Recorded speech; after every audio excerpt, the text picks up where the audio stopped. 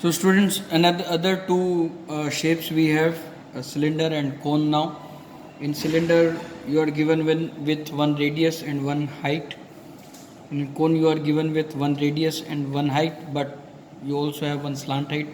We'll be seeing the formulas of this. As I said you that TSA or LSA. Now here LSA is written as CSA because here the surface becomes curved surface. So curved surface area is equal to perimeter into height. So that is equal to 2 pi r. The perimeter of this cylinder will be 2 pi r into h, that is height. So it will be 2 pi r h. Now if we talk about TSA, then we have three surfaces, one the curved part, the top and the bottom. In CSA this top and bottom is not considered, only the curved part is taken. Say for example this is a cylinder, तो ये जो curve portion है वही consider होता है CSA में. So in TSA you will have the area of this base, area of this top, and then the area of this curved part. So pi r square area of base plus pi r square area of top, because they both will be like circles, plus 2 pi r h. So 2 pi r square plus 2 pi r h. If we take out 2 pi r as common, we get h r plus h. So this will be TSA.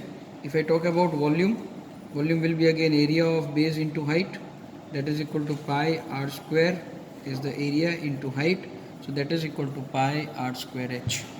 Okay, so this was about cylinder.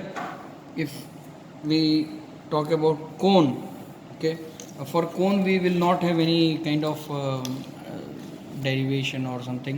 Directly you have to write the answers because this is not a uniform structure like cylinder or this, so that you can add the sums.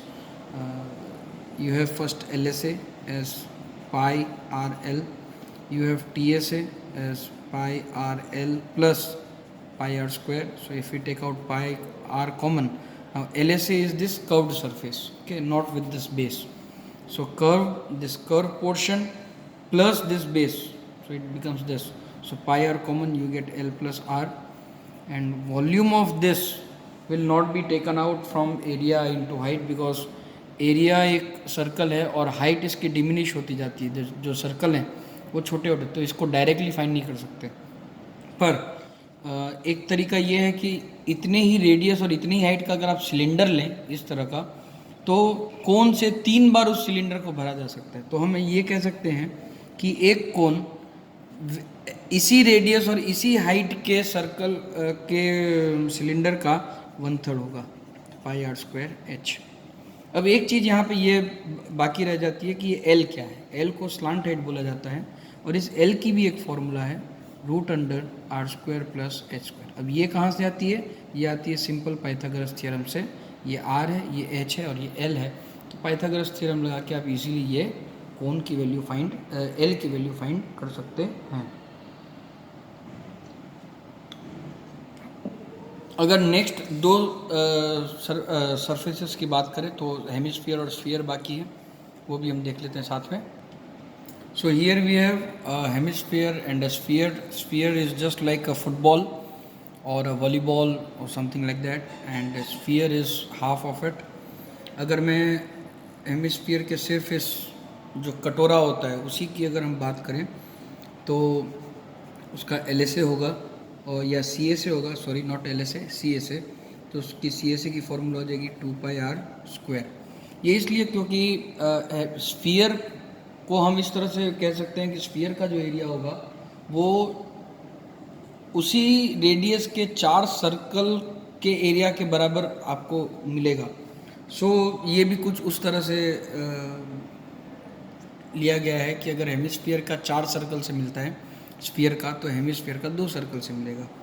TSA इसमें 2 surface होते हैं, एक ये curve surface और एक ऊपर का जो टॉप रहेगा उसका भी एरिया पाई आर स्क्वायर हो जाएगा. तो TSA इसका 3 पाई आर स्क्वायर हो जाएगा.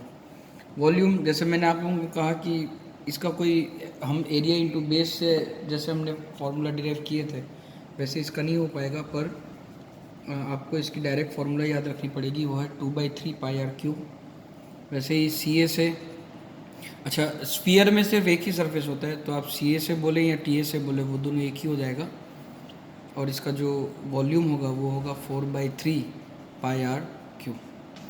तो यहाँ तक के सब फार्मूलाज जो हैं उनके जो डेरिवेशंस हैं वो ख़त्म हो जाते हैं। अब हम 13.1 से आगे स्टार्ट कर सकते हैं।